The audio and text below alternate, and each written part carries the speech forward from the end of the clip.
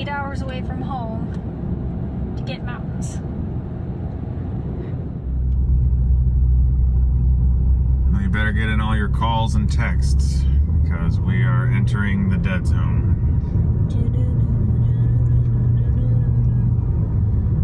There's at least a house phone, right? Yeah, there's a house phone.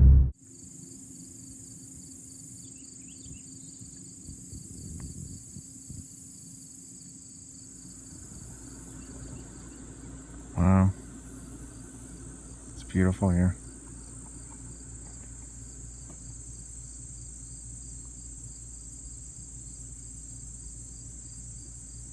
Wonder if anyone lives there. There's a power line going to it.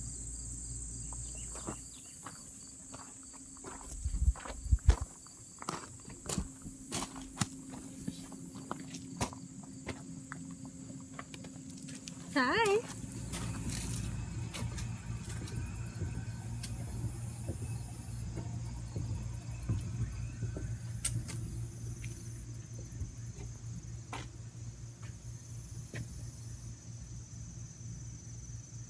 So what are we doing, Mr. Stuckmann?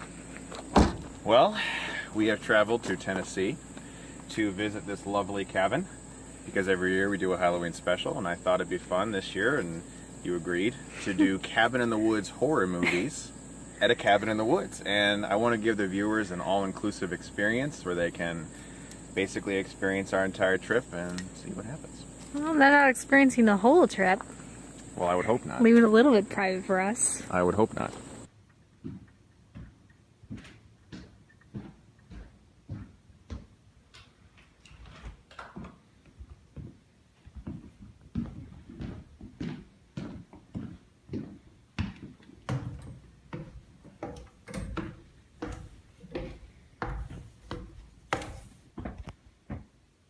All right, first cabin in the woods film, Secret Window. Are you ready? I am very much ready. I'm looking forward to this.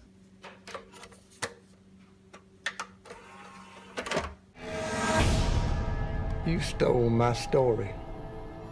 I don't believe I know you. I know you, Mr. Rainey. That's what matters. You stole my story. Kind of an amazing coincidence. The stories being so much alike. Her death will be a mystery. Taught down, he said. The guy calls himself Shooter. Maybe my name, not Shooter. Welcome to our 4th annual Scary Movie Special. My wife and I, every single year on Halloween, we like to do a scary movie special. This is our 4th year doing it. And this year we did something very special. We went all the way to a cabin in Tennessee to watch films that feature cabins in the woods, because we're in a cabin in the woods right now. Thank you once again for joining me for another year, honey. I appreciate it. We've done 2 of these before we were married and 2 of them married. That's true. If you guys want to watch any of our other specials, they're all linked in the description below. This is something really fun we like to do because October is like the best month ever. It really is. It's just so much fun. The first film we're going to be talking about is Secret Window, and we just watched it. Secret Window is a movie that's kind of nostalgic for me. It has narrative flaws. It has not the best characters. It has a clash of tone. There's a lot of humor in the film that doesn't always mix very well with its more suspenseful aspects. The ending maybe doesn't work very well, but I am compelled by it mostly. I admire the performances. I admire Johnny Depp in the movie a lot. I think he's really good. He doesn't have the most interesting character, though. I think that's something you brought up. No, I lost interest in this film about 15 minutes in. I was just like, it's just so dragging and dull. It wasn't my type of film. I could see where some people who like those type of psychological thrillers would be really into it. I just, however, could not get into it. I mean, it's not terrible, but it's not something I'm going to ever probably want to watch again. I can understand that. It's not a movie for everybody. And like I said, it by no means is a perfect film. I wouldn't even call it a great film. I hesitate to call it a good film because it does have a lot of problems with its story. It's trying to tell a story about a guy who is being accused of plagiarism. He has writer's block. He's going through a divorce. There's strange things going on in his house that he can't quite explain. And there's also a lot of humor that's thrown in. It's written and directed by David Koepp. And he is a very good writer, but he has a hard time adapting Stephen King's novella into a fully compelling film here because there's so much going on in this story, and he has a hard time really harnessing it into a complete vision. But what I like about the movie is the setting. I'm a sucker for cabins. I think the woods are very intriguing. I love Johnny Depp. I think it's one of his more underrated roles because he tends to play very eccentric and weird characters, and I like seeing him play sort of like a normal guy, even though eventually, spoilers if you've never seen Secret Window, it's revealed that he isn't quite normal at all. Not in the least bit. In No. fact, like I said, he's just not a compelling character for 90% of the film. So by the time he does become an interesting character, you don't really have any interest in him, even though he's now an interesting character. So there's flow issues, there's dynamic issues, there's character problems. It's one of those ones that's kind of hard to get into unless you're into psychological thrillers. Then it might be something you'd want to watch. That's true. It's not like a straightforward film. There is a lot of, like I said, it jumps all over a lot in regards to tone, but it is the type of film that you watch differently the second time if you don't know how it ends. And I like the fact that it's about a writer trying to struggle with writer's block, because anyone who's ever tried to write something before understands how that feels. But like I said, and I think like you said, it just tries to do too many things at once and tries to be too many things. And I think its first act, as in its first 30 minutes, are very good. And I like the ending as well. It's the middle portion of the film for me that drags. And he goes to a police investigator. I admire it. It's nostalgic for me. I saw it back in the day in theaters with my friends and family, and we all had a good time. But over the years, it doesn't hold up as well as when I was younger when I first saw it. Man, you're getting old. You're just nostalgic about everything anymore, aren't you? It's like you're almost 30. We've hit this generation now where it's like we look back and everything is now 20 years ago for us, right? I was thinking about that the other day. I was like, I just saw Secret Window. It was like 10 years ago. No, that was back in 2004. That was actually 12 years ago. So yeah, it's one of those things. So are you ready to dig into our bag of 8 films we're going to be talking about that feature cabins in the woods and pick a new one? Let's see, where is it? Let's do it.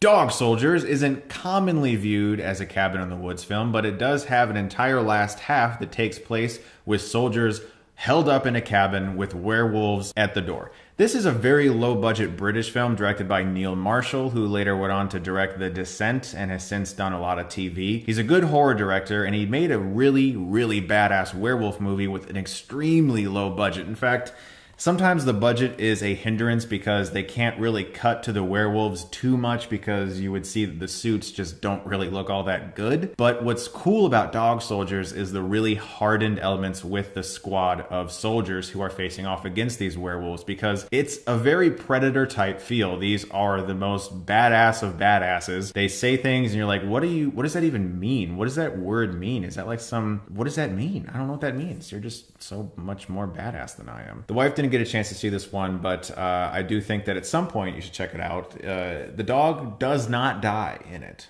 so there is that. I don't like animals dying in films. It's what just about my the thing. werewolves? Like, can you watch werewolves die? Because they're animals technically. Well, they're human animals. I guess maybe.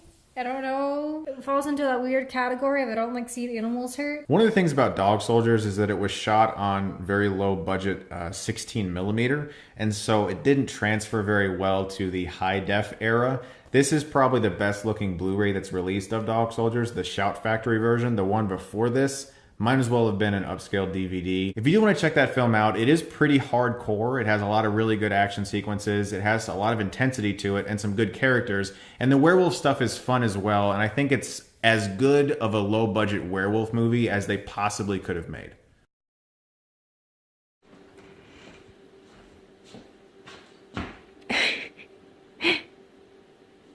What?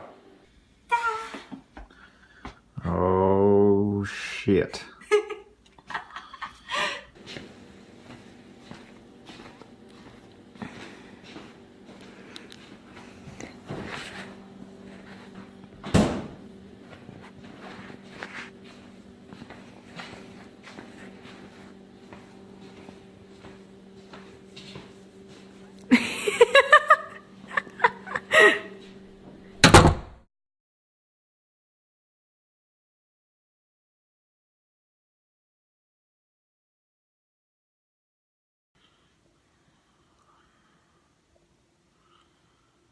Currently, the time is 3:07 a.m.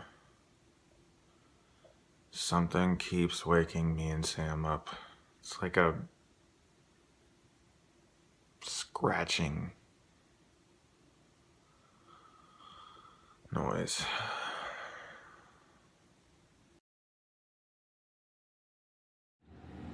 Alright, so it's now morning. I didn't get really good sleep. Something kept waking me up and I kept looking for it, but I never found what was waking me up. I don't know. We'll see how Chris slept. He's still sleeping. I'm making breakfast. Let's see. How's breakfast doing?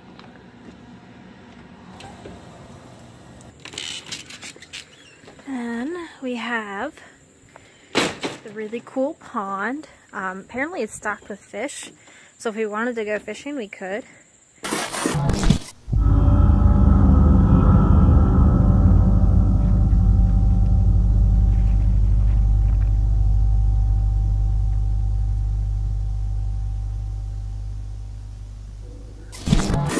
Oh, maybe Chris will wake up at some point though. Ooh, man, that's loud. Anyway, that's what I'm doing today. Like I said though, I didn't sleep very well. I'm gonna try to get in a nap. Maybe. Nap. Yeah, definitely going to do a nap. Hopefully nothing wakes me up this time.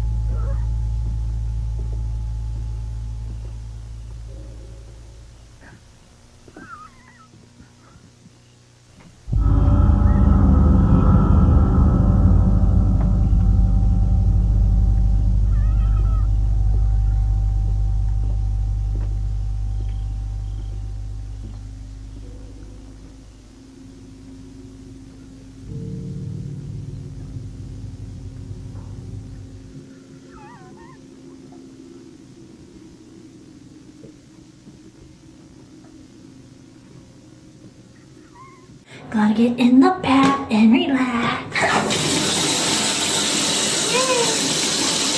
Wait, what's that?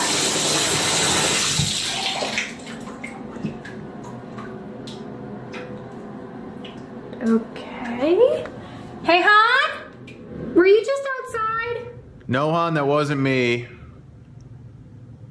Maybe it was Bruce Campbell. I could have sworn I saw somebody outside. Can you maybe go take a look? Sure, I'll look. Dark cabin at night. The wife is scared. I am now on a mission.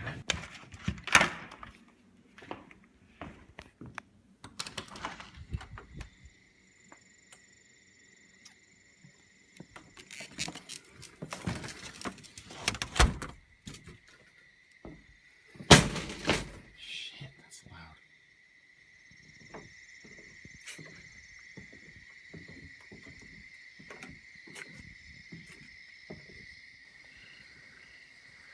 You know, if John Turturro shows up with a southern accent, I'm gonna be pissed.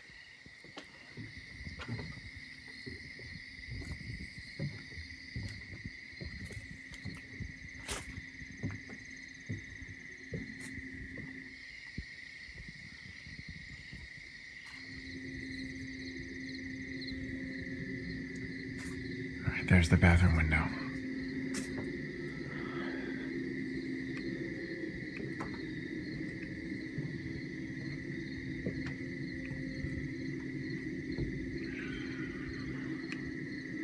It's not even unlocked.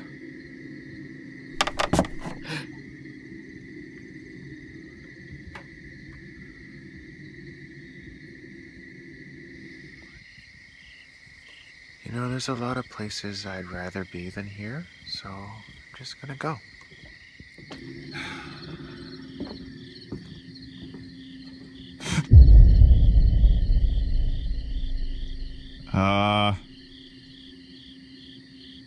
Hello?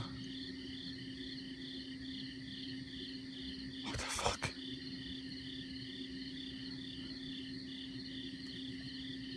Shit.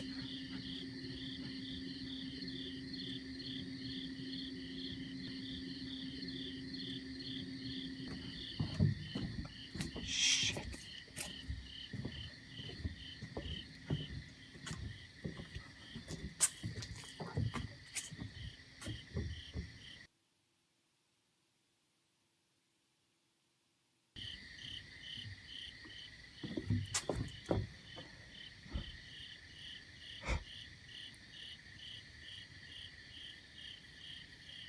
You've got to be fucking kidding me.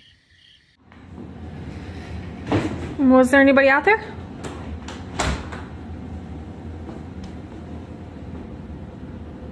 Yeah, actually. What do you mean? I think it was the old lady that lives over there. Why would she be down here? I don't think their renters are supposed to see the owners. Look, if the owners want somebody to check on us, just have them let us know first. That was creepy as shit. Let's just watch the movie we're gonna watch, okay? Because that was... Ugh.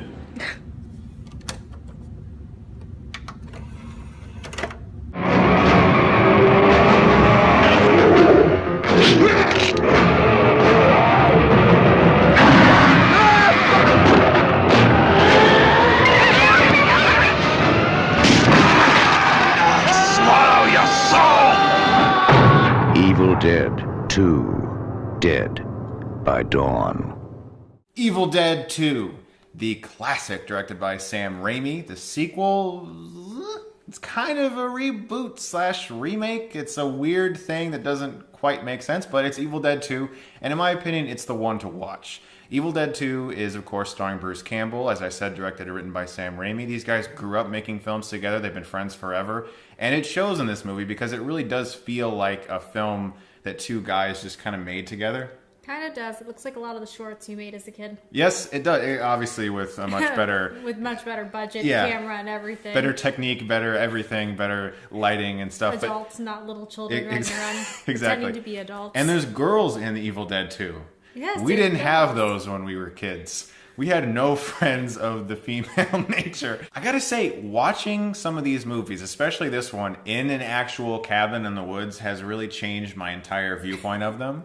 It provides a kind of different, cool experience. Yeah, it brings to life some of the more edginess of it, I guess. Definitely freak yourself out a little bit more when you know there's absolutely nobody around for miles. Yeah, it's actually a very cool experience to actually watch these movies in a location very similar to them. This movie has incredible practical effects, especially for such a low budget. A lot of the effects are still very good today, mostly the practical stuff with all the blood flying everywhere and the creatures and You the mean design. the tidal waves of blood that gushed Yes, down? yes, It was that like part. a fountain of blood everywhere. And it's like, I don't think the human body holds that much blood, and that looks like hell no. Kool-Aid. Hell no, yeah. It's obviously fake. And I think that's one of the things I love about it so much is because you can really feel that Sam Raimi and Bruce Campbell have a love for very cheesy horror effects and cheesy horror cliches, and they're just throwing everything at the screen. They're taking the rule book and just throwing it out the door. They're setting a guy in a cabin and just forcing him through 90 minutes of manic insanity. He has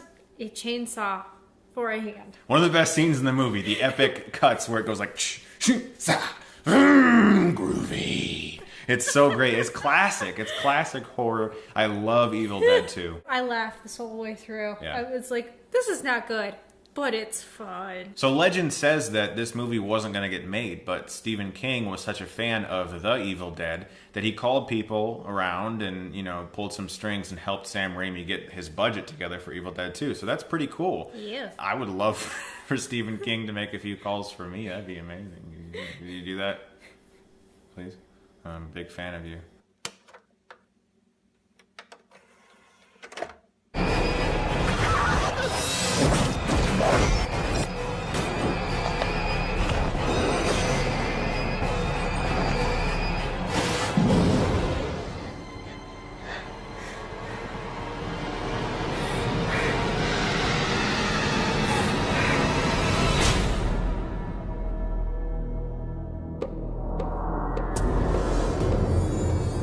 Alright guys, kicking off our next review, Wrong Turn by Rob Schmidt. Thankfully, we are not in West Virginia.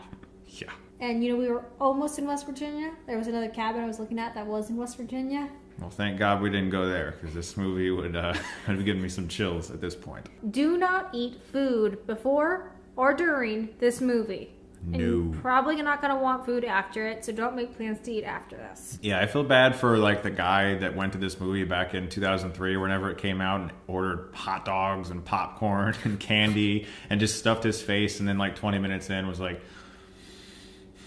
so this isn't a food movie, I guess. The guy's faces alone were enough to make your stomach kind of turn. Yeah, good makeup. Stan Winston did a lot of the uncredited makeup work in this film, which is about some cannibalistic, inbred, crazy people who live in the backwoods of West Virginia in a cabin, and some unsuspecting young people who are very attractive, of course, and like to reveal their midriffs and have very sexy looks in the middle of horrific danger, of course. Perfect coiffed hair the entire time.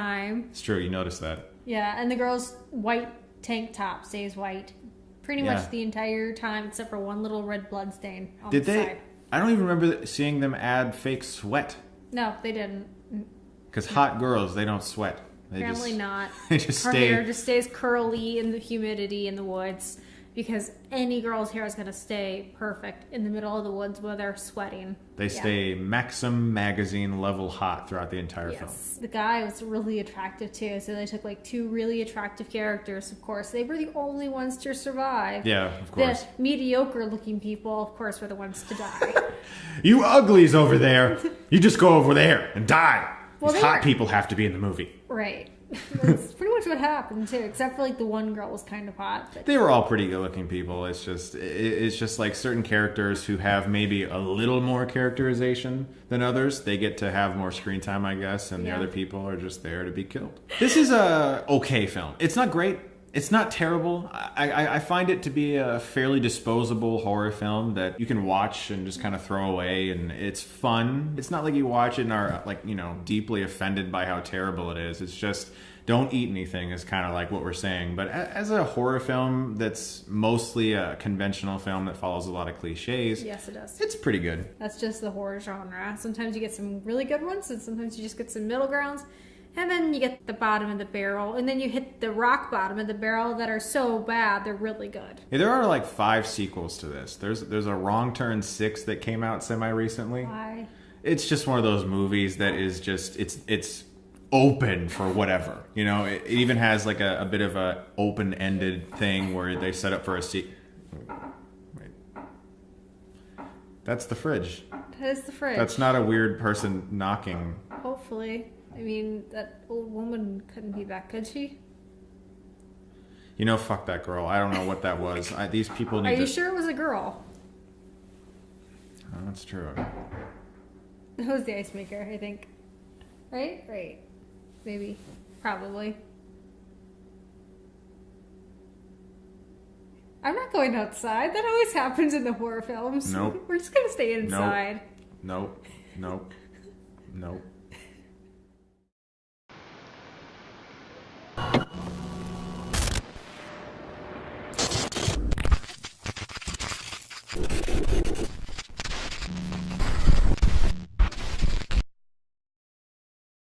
Hopefully we don't hear any more of those weird noises. Hopefully. Tired. And seriously, tell the landlord or whoever owns this to stop. Don't send people. You know, I mean, like, why would they send people to check on us? Like some old creepy lady to scare the shit out of us. I don't know, but it's time to go to bed.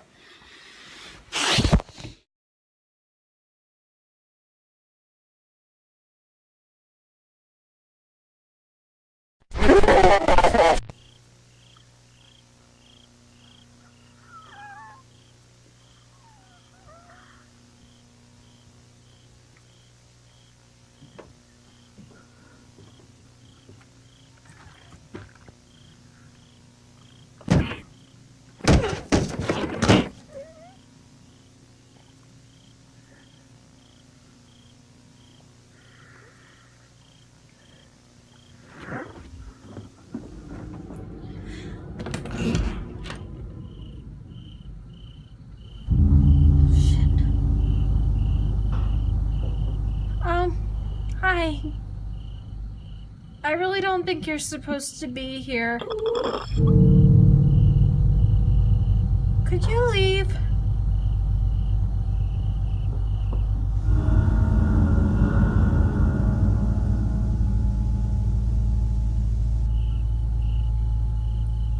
Yeah, I'm just going back to bed. I didn't see that.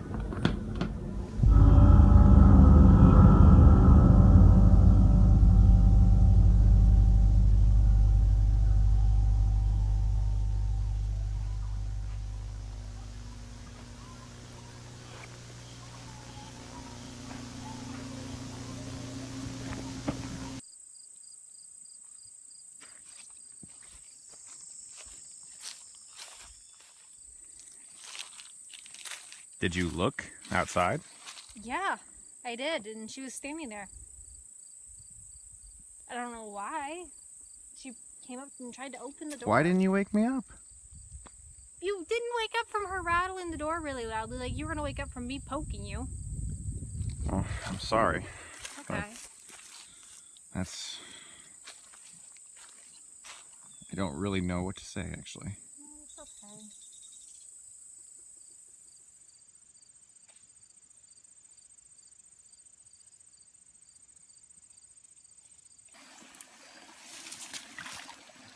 Oh, that was back. Hello. You see any of the purple one? I got you.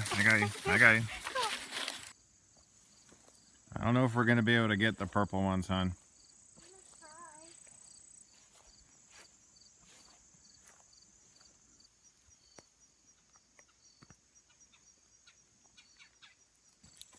Got him.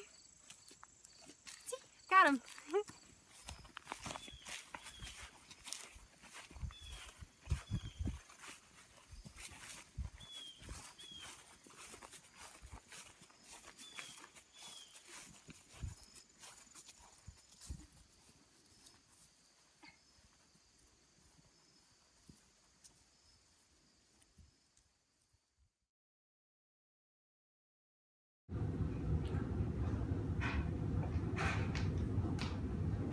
What you doing, huh? Hi. Oh, yes, baby. Are you ready for Pumpkinhead? Yep. It was an accident.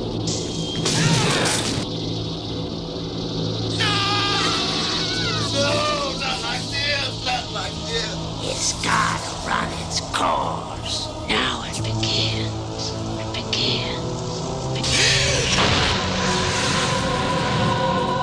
All right, guys.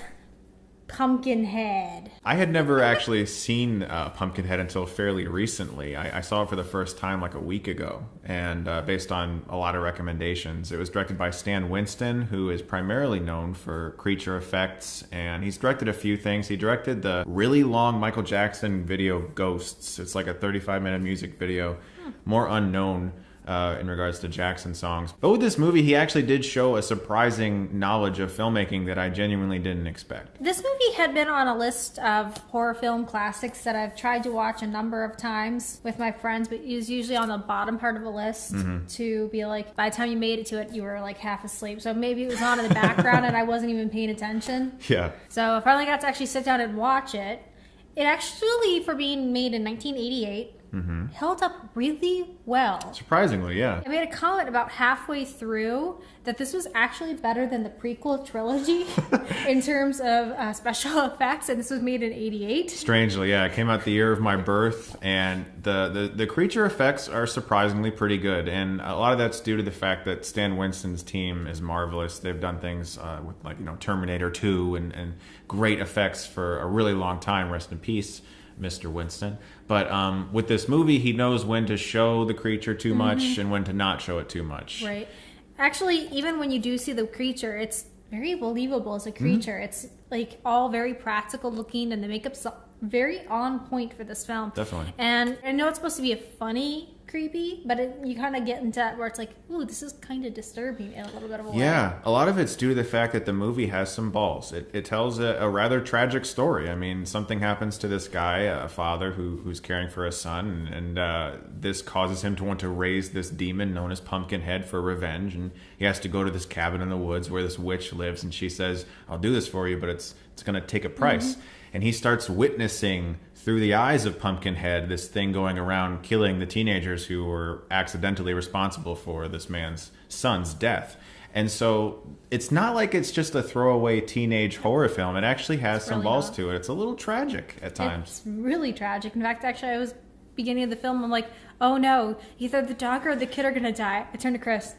Which one is it? Because if it's the dog, I'm bailing because I can't watch another dog die. The makeup on the witch is also really cool. I mean, that's one of the things that I think is going to be fairly timeless with Pumpkinhead is the makeup work. I love the lighting of the movie too. It's a lot very orange. There's always lights shining through. Like at the end with a dilapidated church with the light coming through and all the fog and everything. It's a well shot movie. It's a very fun 1980s horror film that I think has kind of been tossed under the rug for a lot of people.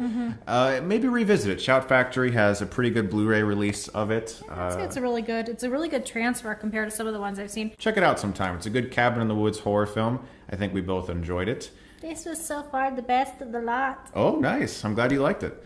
Well, we have another one to talk about very soon. Are you ready? Let's do it. Let's do it. You're missing the point. They want to see us punished.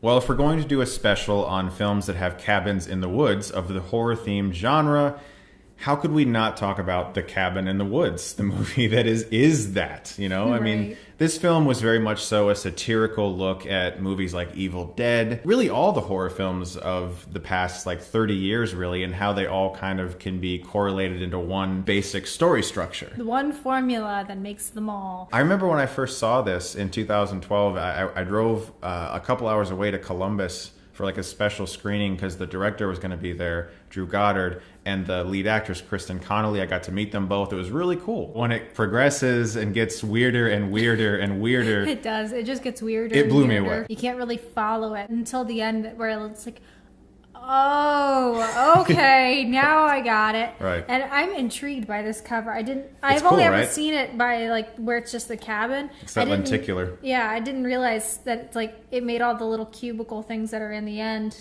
One of the better horror posters of recent years, definitely. Yeah. Originally, Cabin in the Woods was actually shelved. It was filmed in like 2009 or something and was shelved for like 3 years. I forget why. But it was like before Chris Hemsworth was known for Thor, and they got to release it a year after Thor, and they were like, oh, thank you, Thor. Now he's more famous for when we filmed this. Right. So while we were watching this, I was like, okay, this is going to follow the classic formula. And of course it does. But it pokes fun at that formula. And I love when they do that because you can count on exactly who's going to die in every horror film right from the beginning. And it's kind of annoying because it's like, well, that's predictable. That's predictable. They're going to die. They're going to die. They're going to die. That's the person that's going to be alive or partially alive or dismembered but still alive. Right. And you see their body being dragged off screen. However, there's always that one person that's going to be alive at the end. Or the monster is seen following them. Sure. Yeah.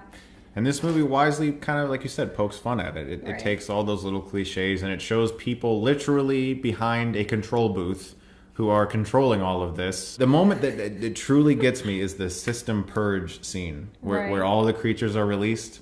I was just like, I feel like that's what Drew Goddard and Joss Whedon came up with first. Like they were like, let's just have a thing where every horror movie monster gets unleashed. How do we make that a movie? And then they just built the movie around that. And of course it had to be a big red button. Yeah. The words System Purge on it. When Classic turned the thing and pressed the button. Dexter, should I touch the red button, Dexter? Don't touch the button, Dee Dee! No, Diddy! Well, we have 2 more films We left do have to 2 more watch. films left. Got 2 more films. Let's get going. Let's watch these last 2. Yes.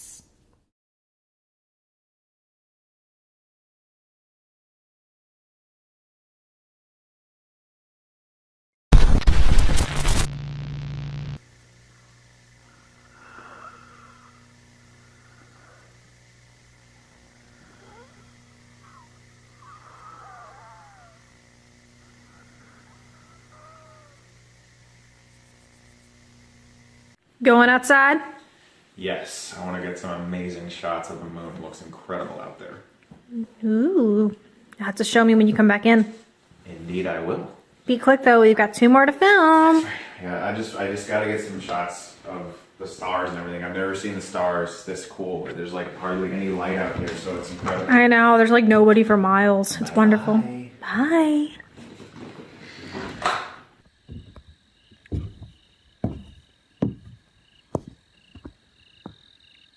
Oh man, I wish you guys could see this.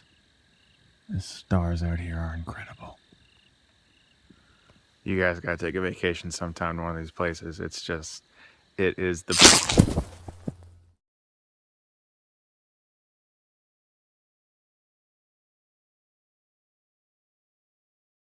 Alright, so I just woke up and Chris isn't back yet. It's been like 2 hours.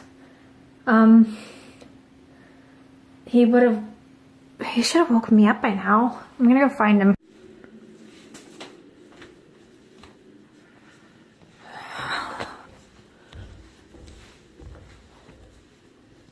He's not up here. His camera's still here. But he would have wanted to have switched cameras at some point if he's taking night photography. Okay, where is he? He might have gotten hurt. Stupid coyotes or whatever's out there too. Damn, we don't have any cell service here either. Can I call an ambulance? I think the owner said that there was a neighbor possibly down the way. Where's that flashlight?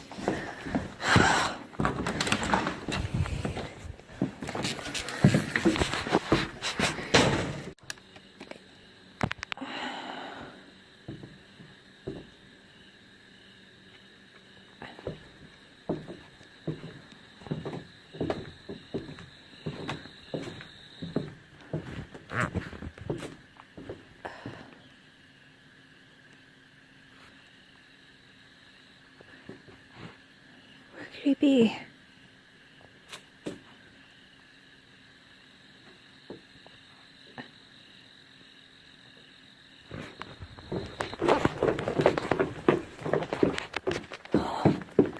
Hon? Oh, honey?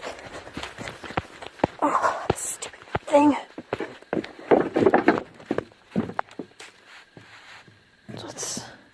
Hon? Are you okay?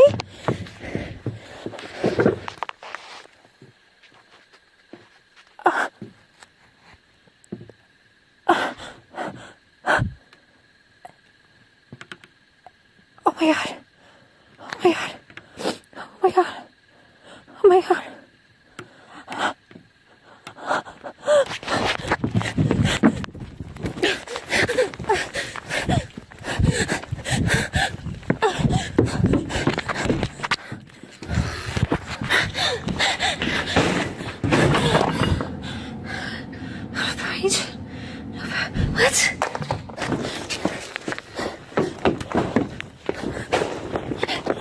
What?